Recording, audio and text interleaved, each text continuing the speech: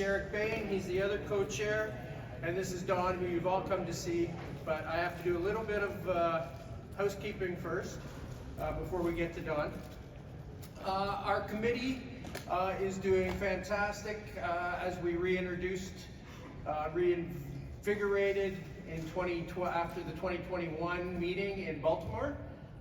And we thank everybody for that. I see some faces, familiar faces out there, but I'm not quite sure because you haven't got a little box around your face like we do with our Zoom meetings. Like I said, just a little bit of housekeeping first. We really got to give a big thank you to Joe Adona. I don't know if he's here this weekend, but he completely redid our website with the articles and everything. If you want to write an article, you're welcome to, which brings us to the next thing. We are looking for some help for somebody to monitor, edit, proofread those kind of articles before they go up. And we have somebody, Jeff is raising his hand here, so come talk to us after. Derek and I have agreed to stay on unless you want to have an election and kick us out and take over. If you want to do that, then talk to us and we'll gladly hand it over.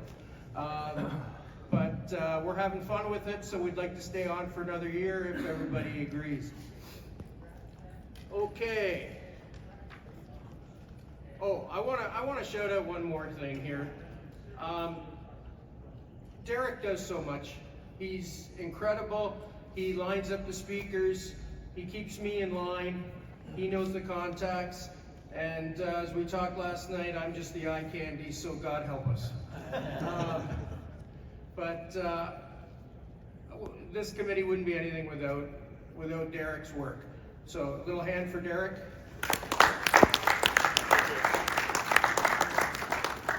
Okay, so Don here, to the right of me, he's not just a pioneer, he's a legend in the video game industry. He has programmed, designed, produced over 100 games in a career spanning more than 5 decades. I was actually talking to one of our new members today this morning about our committee meeting and Don and how he worked with Intellivision, which competed with Atari, and the young new member didn't have a clue what I was talking about. Don's achievements include the first interactive computer baseball game, first console sim game, which was Utopia, first electronic baseball game to use sabermetric stats, and analytics, Earl Weaver Baseball, which many of you probably remember, and the first graphical MMORPG, I don't know how to pronounce that, Neverwinter Nights. So please welcome Don. He's got a wonderful presentation to share with all of you. Thank you very, very much for that introduction. And I have to tell you, being here at SABR, getting to talk about baseball, as much as I've had the chance to do in the last 50 plus years, this is a big honor for me, and it's a privilege to be able to talk to you about doing the work we've done. So I'm going to be talking about 50 years of baseball simulations, and in particular, I'm going to focus on published games I did, and Mark was nice enough to run through a lot of those titles. Every time I practice this presentation, I keep going up, oh, well, but here's an Earl Weaver story. So Earl was over here and we were doing, and then of course it turns into a 2-hour talk instead of a 1-hour talk, so I'm going to try and be disciplined. But then there was the time when Tony La Russa, so anyway, this gives you an idea of some of the games we'll talk about. But I do have a confession. I think it's a confession that some people in this room can appreciate, and that is, ever since I was 15 years old and started playing baseball board games, I've never stopped thinking about the next baseball sim I want to do, or the next game I want to make, or the next mod I want to make. It isn't one of those things that you think about and then do for a while. For me, it's just part of my life that feels like I was installed at the manufacturer, is my love of baseball and my love of thinking about the beauty of this game and the subtlety of this game. Both the physical game that the speakers earlier were talking about as the actual athletes that need their game to do it, and also the subtleties of the strategy, of the analysis that we have the privilege of thinking So to give a little context here, I wanted to talk about what baseball games have looked like over the last 50 years. And like all of technology, it's kind of been 0 to 50 in those 50 years. At the upper left, we have my first interactive baseball game from 1971, which was printed on paper. And the paper printed very slowly on a terminal and chugged away. And then we go through the old Atari and Intellivision original games, then to World Series Baseball at Intellivision, then starting the next row, that's actually the PC, the lower resolution version of Earl Weaver Baseball, then La Russa Baseball, and then finally now, where the whole idea is to mimic, not to suggest, but to mimic baseball broadcasts. So the big problem we face now is not any limitation on features we can add. The limitation is the uncanny valley, which is the term you get for if you are watching anything that is not filmed, but is trying to precisely recreate life. After you watch it for a while, you realize something's not quite right. You can't cross that last valley of perfection. And that's why I always urge indie game development teams to use stylized, personalized graphics. Don't even try to be realistic, because that is now a minimum $100 million project if you're really driving for photorealism in mainstream games. It is only for the big publishers and the big teams. And you can see this. The thing that does not change is what's underneath the hood is always baseball. And technology has changed what we can do underneath the hood with baseball over the years. So as a kid, actually when I was 12, I started playing this game, Catico All-Star Baseball. I see some heads nodding, which was the most popular. It was the mainstream baseball game really from about 1941 for 50 years onward until the very late 80s, and then eventually sputtered and went away. And it was designed by Ethan Allen, who was himself a ball player. It really was designed by him. It was not just his name on the cover. There's one unnamed baseball game where the celebrity designer, speaking of stories I didn't plan, where the celebrity designer came to the game studio, had a Diet Pepsi or a Diet Coke. The limo driver never turned off the engine. The designer signed some autographs and left, and their name was on the baseball game. That was not Ethan Allen. Ethan Allen was the real designer, and I assure you that with both Earl Weaver and, in particular, for decades, Tony La Russa, they were in the trenches working with us, looking at the game and giving us feedback.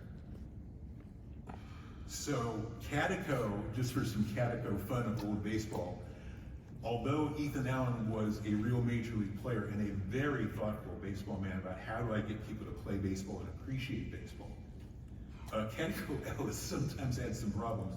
There was the year when we have the front box illustration of a runner sliding into their third base backwards. Did no one think of this? But of course they cleaned it up the next year. There's still no base paths, and he's still sliding in at the wrong angle, but at least the dugout behind him that screams third base is gone. So I played this game so much. I grew up in a family where it got a little loud and a little unpleasant, and some liquids were flowing late at night. And so I would retire to my room and I would play this game. Somewhere in our barn, I still have 2,500 scorecards from my playing each of these games and my clipboard with all my stats all handwritten and compiled. That's where I started from. This tells you how glad I was to meet the computer. And I know people in this room get that. So they tried to update and expand the complexity of Catico All-Star Baseball, but of course, this wasn't the problem. None of these plans worked. The problem was there was no pitching. It was all batting. And the batting was a nice baseball sim batting, but it bothered me. So this is what I looked like at age 15.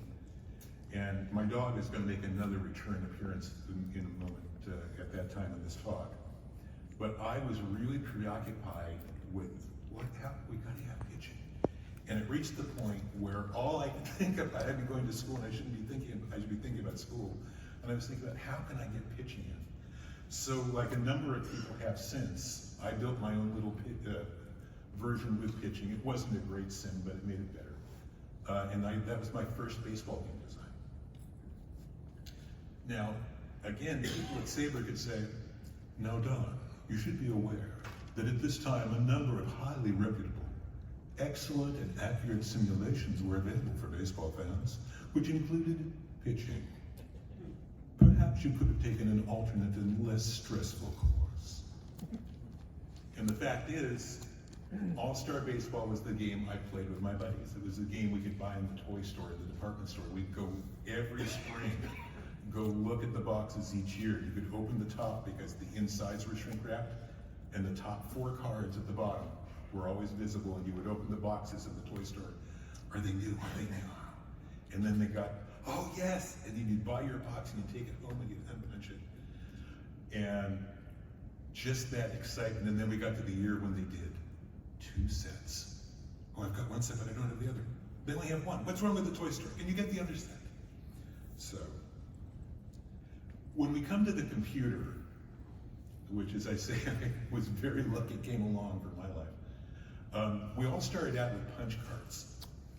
And with punch cards, I hear sighs. With punch cards, you got data into the machine by typing it on a key punch machine. There's one of these at the right. If you never encountered one of these devices, it was an electric typewriter connected to a device with sharp little blades would cut little rectangular punches out of the cards, which allowed a card reader to read data or programming instructions. And the computer could take that, take the data, take the actual code, run it. You would turn in your deck, they'd run the deck, hand it back with your printout of your results. And that's how you operate a program. And I wrote a card deck baseball game in the early 70s as well.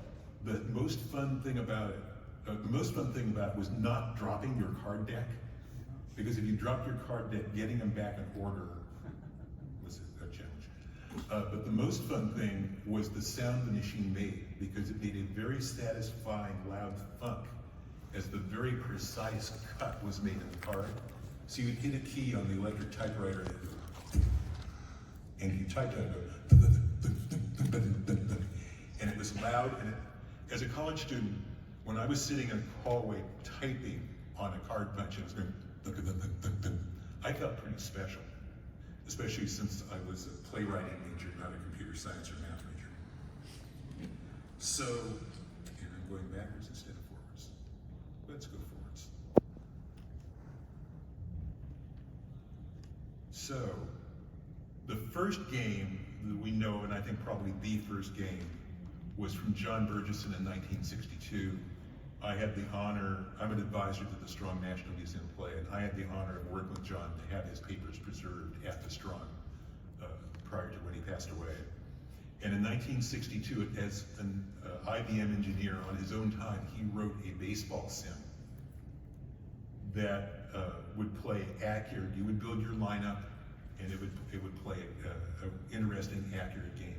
The Strong Museum has the original code sample printouts. If you're interested in the research, their library there is where you can see it. And for about a year, the local IBM office, when you bought a computer or leased a computer, you would get his game with it, and people loved it.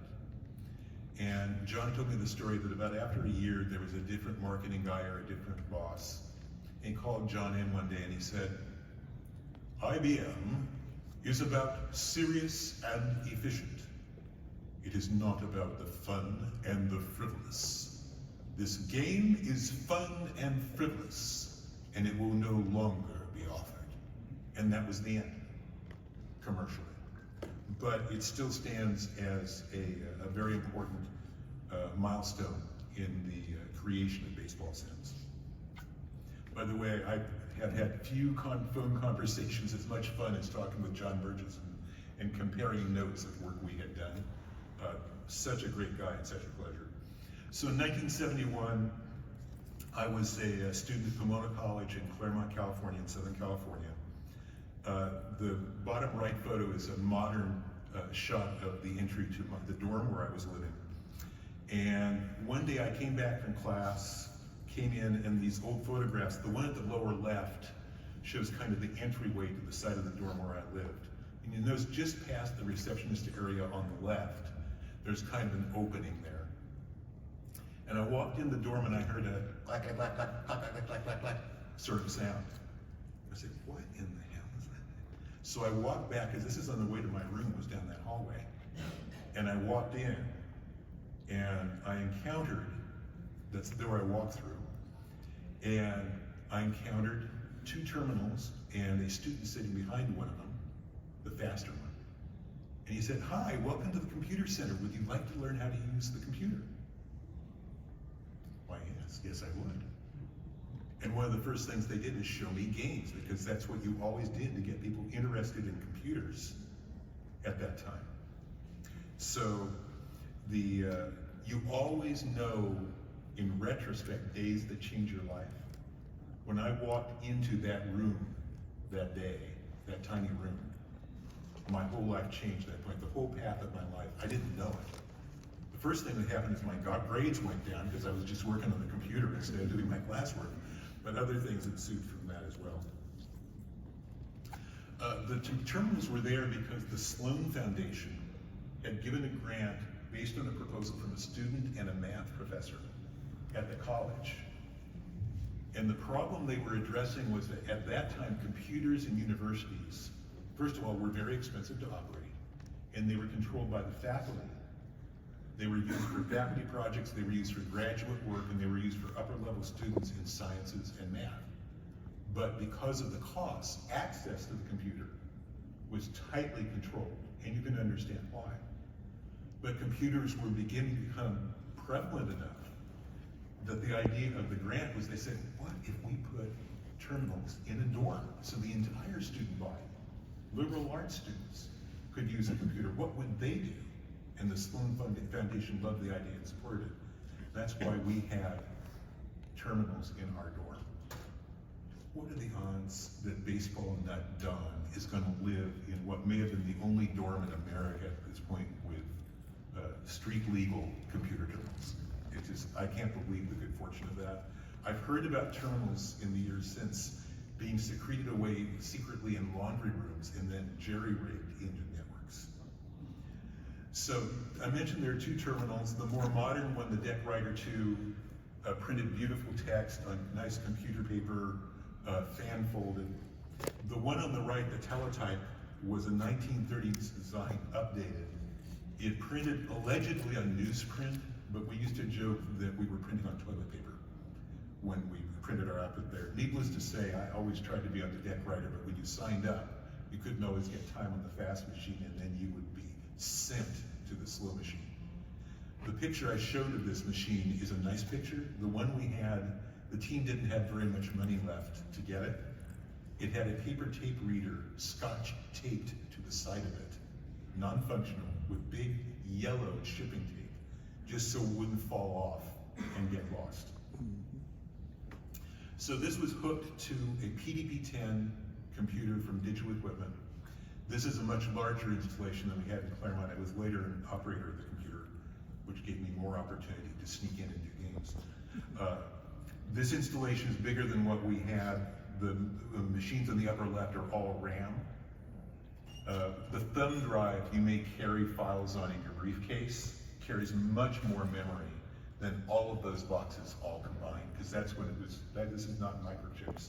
This is all physical RAMs, fine copper wire, little iron circuits. The machines at the lower left that look like washing machines and top loaders are the 1970 equivalent of hard drives.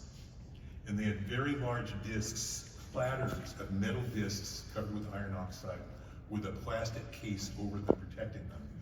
They were very heavy.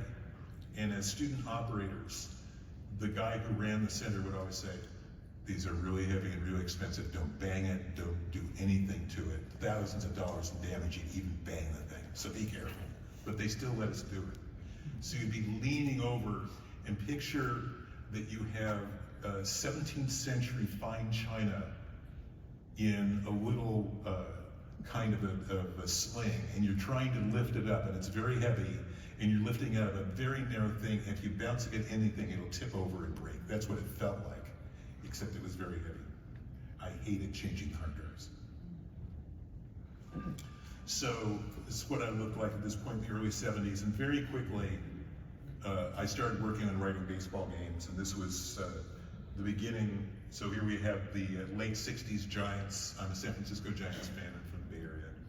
Late 60s Giants playing late 60s Cardinals. And I always had this model of having, I would always listen to baseball on the radio as a kid. And so having the radio, we're printing out text, let's have it be as if it were narrated by the radio announcer.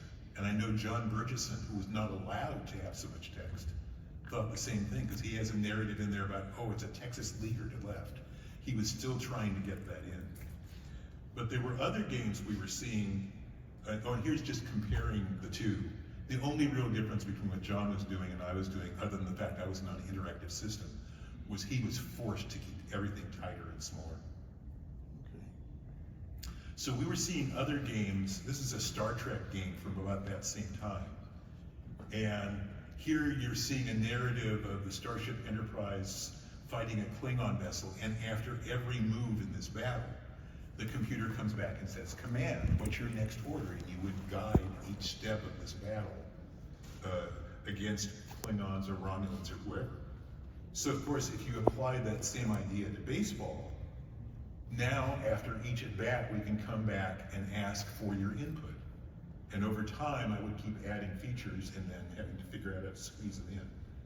So you could pinch hit, so you could put on a bunt play or a hit and run, so you could manage the bullpen. And this is how we create the first what seems to be at this point, the first interactive game. But it was really just the idea of baseball sim plus the interactivity that this machine allowed. And we didn't call it AI back at the time, but we had to write a computer manager. Anybody who was doing this, you had to write a computer manager to guide the strategy of the team. So it was AI, but let me tell you, compared to what we have now, it was pretty primitive. So I kept getting more and more ambitious, and I kept missing more and more classes. I didn't tell my mom and dad about this, but I did. And so Christmas break, I thought, what if I could do an entire World Series? If you could just sit and manage up to 7 games of World Series, and the computer would remember everything as you went on. And I was thinking, well, okay, here's what I'd have to do. But I was suffering with stats because the old who's who in baseball didn't have strikeouts for batters. And who's who in baseball had been what I had always carried with me as my stats. And Big Mac had not come out yet, and when it did, it was so expensive I couldn't afford it. I had to go look at it in the reference library. So I was thinking, where can I get stats? And I went home. I mentioned my dog would reappear. The chew marks on this copy, this is the actual book I went home and took to college. My dog had chewed the corners when she was a puppy, but my 1955 baseball almanac, which was only published for 2 years, had all the stats I needed. And I had, for a high school kid, I had a nice baseball library. So I took that back and I started recreating the 1954 season. Everything else I had been estimating strikeouts until I finally found magazines that had strikeout numbers, and then I could go back and add them. But I started out having to fake strikeouts. So I go back to school, I'm doing that, and the functionality is coming. I have to fit it in a certain amount of RAM. But there was a problem with our computer. And the problem was, it was hooked to a zillion terminals. And the schools, to make money, even rented out terminals on it to outside businesses. So this system was slow. I once, as a test, sorted 30 numbers, they were random, put them in order, 3-digit integers. It took 50 seconds during the height of the academic day. And that's something that on your calculator, your phone, anything would be more than instantaneous. So I kept working on this, and I got a summer job in Claremont, so I didn't have to go home for the summer. And I kept my computer access. And I discovered, oh, the computer is faster in the summer. Most people are gone. So I didn't just try to do series, I started dreaming of a complete season. So first I did the 1954 National League season and then the American League. On this slide, I've actually integrated them because I didn't want to offend any SABR members team, but I had to run the leagues one at a time because the computer didn't have enough RAM to do them both together. But I got to where I could actually run a full season simulation, revisit an entire season, based on admittedly a very simple manager model. So that was my treasure for the summer of '72. I kept working on the baseball game along with other projects off and on, all through the '70s, as I became a grad student and then a graduate school instructor and was teaching public school. The computer was the same, the issues were the same. The only big upgrade we got was we went to video monitors. The video and video games only really started in about 1975. Before that, everything was on paper. Oh, and that little door I walked through on that momentous day where my life changed after I walked through that door, when I went back to the college and saw that door in that place again, and we walked out, and nobody had a key to it. It was too bad we couldn't go in. The college was very nice about hosting me that day. We walked around to some of the little places. But I can tell you just an idea of how important this is. The college has a plaque next to that door. You can't read it carefully, but there's a plaque next to that door. And so the historical moments that went on in there have been honored and appreciated by Pomona College. And I'm very, very grateful for that. So it is a custodial closet. So I don't know how my wife let me spend this much money. Late '70s, I was still a school teacher working 3 jobs to make a living, and my wife approved us buying an Apple II, and I started porting my game to the Apple II. But then something else happened. Just by pure luck again, Mattel decides to challenge Atari in video games. They start the Intellivision. They do a test market. It works. And they say, great, we work with some consultants to do this. We now need our own game design team. And they hired 5 guys as the beginning of that team on day 1 for Intellivision Mattel. I got to be one of those 5. Pure, incredible good fortune, right place at the right time.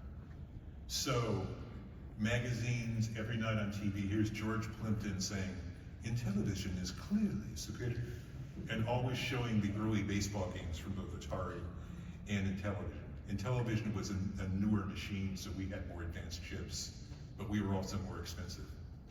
We never caught Atari in sales. Atari always outsold us. So I'd been at Mattel about a year and a half. I had finished Utopia. I'd been promoted to be a manager in the group, so I was no longer coding. For some reason, they insisted that I should no longer code. But I was still doing game design and leading a team. And I was watching a baseball game. And this would have been '82. And I just had one of those moments you get as a programmer. Oh, hell, I know how to make the Intellivision do that. Okay, I'd structure it like this. We're getting bigger cartridges I could fit. I know how to make the Intellivision mimic that.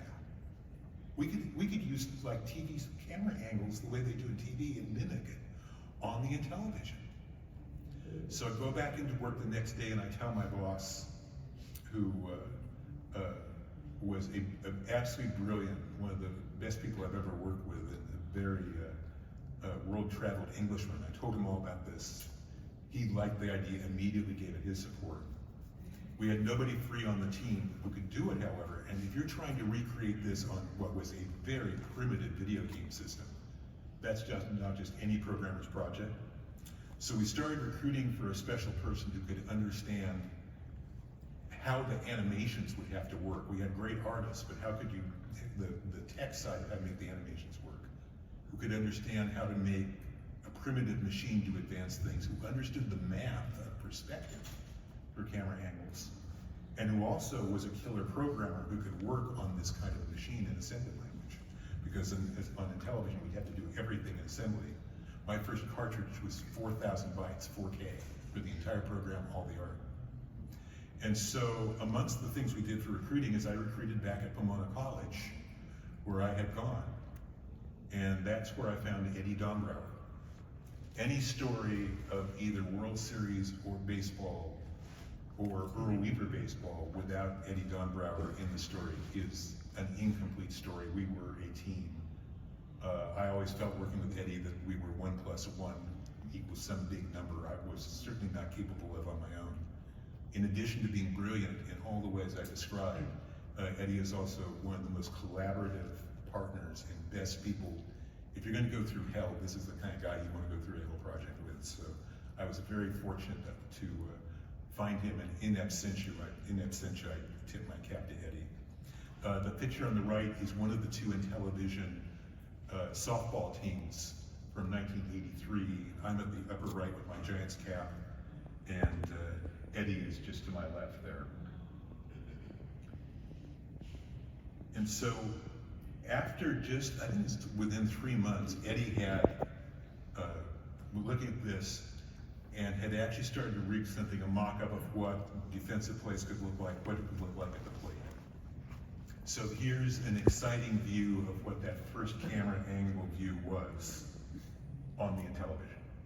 We had 96 scan lines and restrictions on graphics, and this was, all around the world, I've shown this frame to game development conferences, and invariably I get people laughing out loud, because now by today's standards, it's so primitive. To people who were working on the system at the time, it was like, Eddie, how the hell did you do that? It was something, it was really something to behold. So now it's time to go forward. We have to go get approval from marketing at Mattel Toy Company. So we go over to the tower that was the toy business office. It's very nice, very modern, and shown in a modern version shown in a major motion picture recently. We, however, were building Intellivision games first in a warehouse with partitions around us and then cubicles and forklifts going by outside that would honk at you if you opened the door as they started to approach.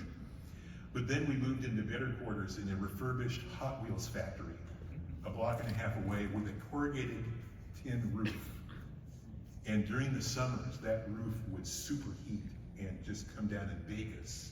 We had PDP-11 dev kits driving rows of Intellivision dev stations, and they would overheat and shut down. And we were afraid that the floppy disk media might melt. It got so hot up there. So we go to the toy tower, which was lovely and air conditioned, and go in for a meeting with the marketing VP, and we show him our mock-ups. Very expensive suit, very self-assured, kind of the traditional 60s, 70s, 80s marketing exec. And he listens to us, he looks, they're very interested, they ask a few questions. And then he looks across the table and he says, Larry, how long would it take to put this on TV? And Larry across the table says, 5 weeks, probably, 5 weeks. And I'm thinking, you know, these are early days. A lot of people had trouble getting their heads around what it took to make a video game. So I said, no, sorry, I didn't communicate well, you don't understand. This is just a mock-up. It's going to be another probably 8-9 months before we finish the game, and then we've got months for manufacturing. And he stops me, he looks at me and he says, no, you don't understand. And I was thinking, I work for product development, he works for marketing. Can he take away my job? He wants to take away my job. What's going to happen here? So, kid, what you have to understand is this. We are at war with Atari. If I can make one family not buy an Atari this Christmas season because they are going to wait for an Intellivision, to wait for the world's greatest games, that is how we win this war. I don't care if the game's not coming for 10 years. If I can stop a single Atari sale, I'm going to do it. Okay. So that was how that went. They approved it. I walked out with my knees trembling. Still went back and reported. So George Plimpton was who was a well-respected journalist, sports journalist, was our spokesman. He was always showing off the Intellivision. And so about 6 weeks later, my wife and I are watching TV at night. Our 3-year-old is running around in the living room. And all of a sudden, this comes on the TV. I actually found the commercial on YouTube. This is a terrible frame grab, and I apologize for the quality of the vision. But this is from the 1982 December commercial. Larry had been right, 5 or 6 weeks they could have it up. George Plimpton has lifted cloths previous to this off an old Atari baseball game, and then he lifted it off of the first Mattel Intellivision baseball game. And then he goes to lift this. And here's our demo. In the meantime, we had had the chance to add an inset for the runner on first base, so you could have pickoff play. But this was no game underneath. This was still just demo at this point. This was being shown all over America, Christmas season of '82, and the game did not exist. But damn it, we kept people from buying some Ataris. So the game did ship, but the industry collapsed at the end of '83 into '84. Well, now you see why. Yeah, there's a good answer. I can see why. I won't go into it here. It's a longer story, but if you read about it online, you can see a lot of reasons about it. By the time it came for them to manufacture the game we had built, which we were very proud of, the industry really was falling off a cliff. We were going to be a Major League Baseball players game. We had players, real stats, and a very simple and basic baseball simulation in World Series Baseball. About 2 weeks before we went final, we had to take it out because the Knicks came the money to the league. And the game really never got much support, which is one reason why it's now one of the most expensive collector games.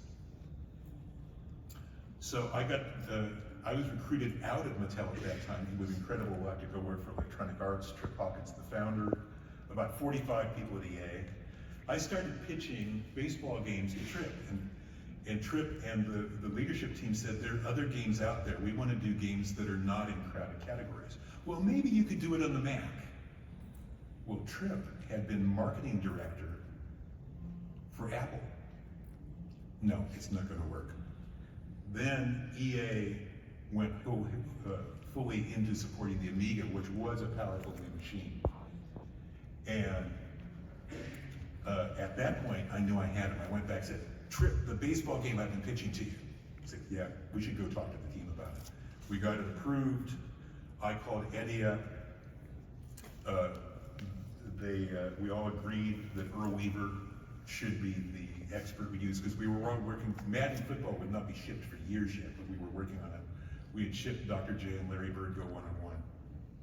And here's Eddie in '86 in the Amiga ad, sitting on the floor front and center with Weaver Baseball. In the interest of time, I'm not going to go into a lot of details of Weaver. I think a lot of people here know about it. The big advantage we had was that leap up in power from the Amiga, and the newer PCs gave us the ability to do a lot of things we dreamed of for years and hadn't been able to do. Being able to split the screen. One trick of Weaver you'll notice is when the action on the right side of the screen is going on, we're using all the processing power of the machine on that, and very little is happening on the left. When you have infield play and we cut to another view, that window goes down and all the processing power is on the other view. So it's the old magician's trick of look here, don't look there, is one of the secrets of the visuals of Weaver. We were to add many more forms, functions. 5 years earlier, none of this would have been possible. All these different modes of play that we could have, all these different ways. You manage against Earl, you play and manage, one pitch at bats or full at bats, all these kinds of features. On the PC version, I just remember going home at night not being able to believe we could offer all these features on a computer, because I was so used to living under the restrictions we had.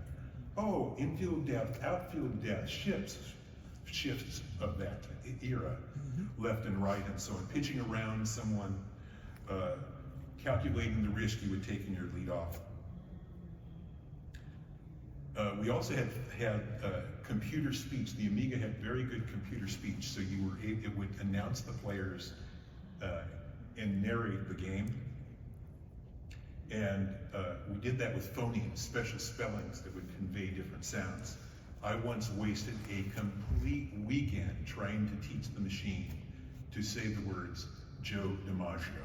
Joe was no problem. DiMaggio. For some reason, phonemes were not made to do Joe DiMaggio.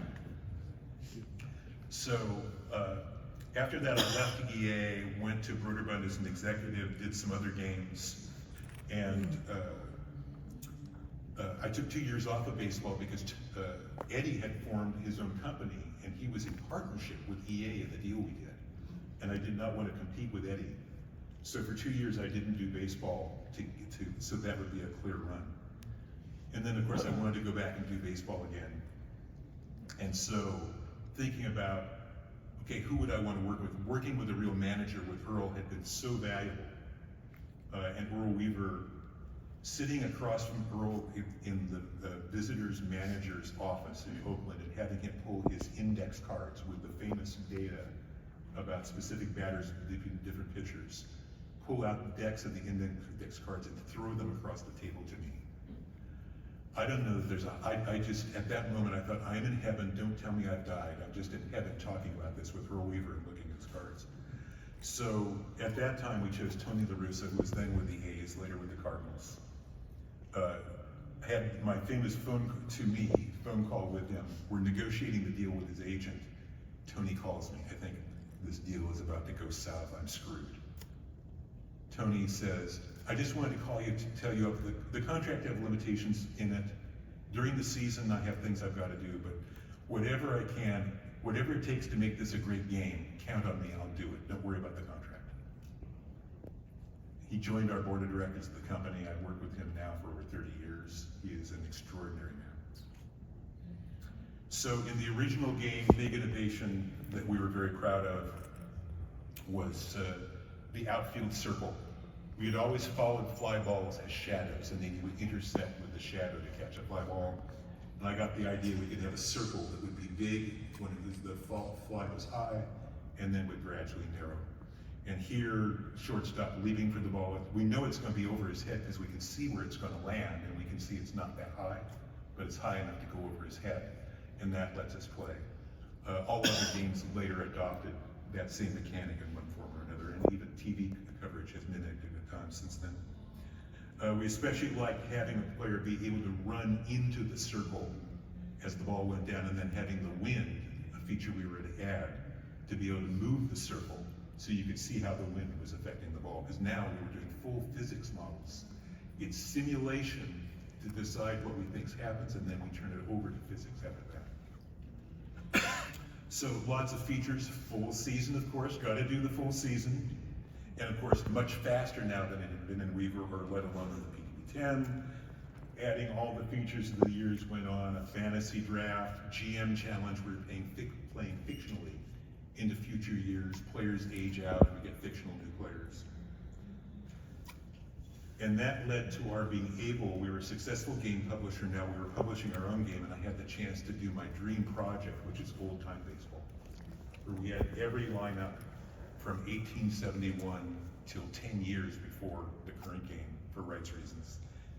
Divide them into eras and let you play in any era and do my attempt at a statistical leveling so you could take a live ball team into dead ball and vice versa. I shouldn't have even tried 1871 to 1893, it's not good. Live ball to dead ball, I think is very interesting. Looking back on it now, there's so many other things I would do with more power. But it was my fantasy come to life, being able to move these players all of these ways and give each of them home era advantage. And of course, we had the announcers. We were now in the point where technology advanced, so we could have play-by-play announcers. And we had the privilege of working with Mel Allen, Kurt Gowdy, Lon Simmons, amongst others. I could give you 2 hours of stories just about these guys. We worked with Mel Allen when he was in his early 80s. It was not long before he passed away. That guy, the standard of proficiency as an announcer he had at that point in his life is inspiring. He was just incredible. So, of course, we get to 94 and 95 and the strike. If you were making a business out of baseball in 94 and 95, in any aspect of baseball, it was not a good time. And so we went on for another few years and then just had to shut it down. So I think that the strike and that time, that was the end of an era. When baseball revved up again, it was more about the video era, and I've consulted and been an advisor in part of games like that. But I think these are the games that are what launched it, and so that's what I wanted to focus on today. So if we look back, here are the screens that show us how far we've come, and I've used some of the time, but I look forward to taking some questions you may have about this journey, and I'll also hang out and be here afterwards outside to answer any other questions. Thank you very much for coming.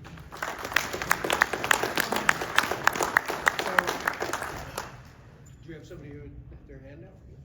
I was just gonna say, just go back to the mic stand. Oh, yeah, could you go back to the mic stand so everybody can hear it?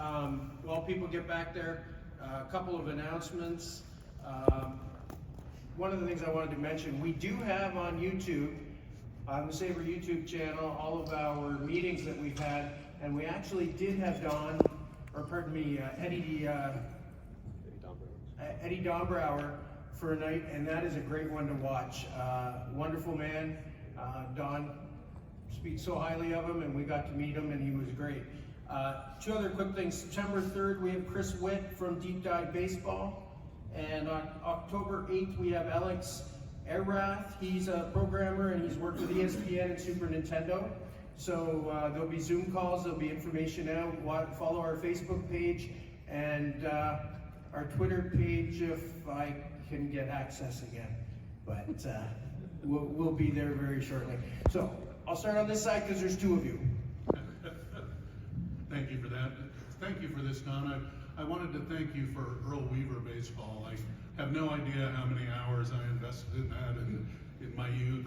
I once played a full season with the '89 Giants, no injuries, and Kevin Mitchell hit 80 home runs. Some of those old vintage Mac games are available today, streamable online. Do you know if Weaver Baseball is accessible at all? I know that Weaver Baseball is out there. I do not. I honestly don't know what how the speed issues between old and new processors are handled with them. So I can't comment on that. But I know if you go looking, I know there are things out there, but I can't comment on how well they recreate the speed issues that make it so hard to bring older games into newer systems. Thank you again. Thank you.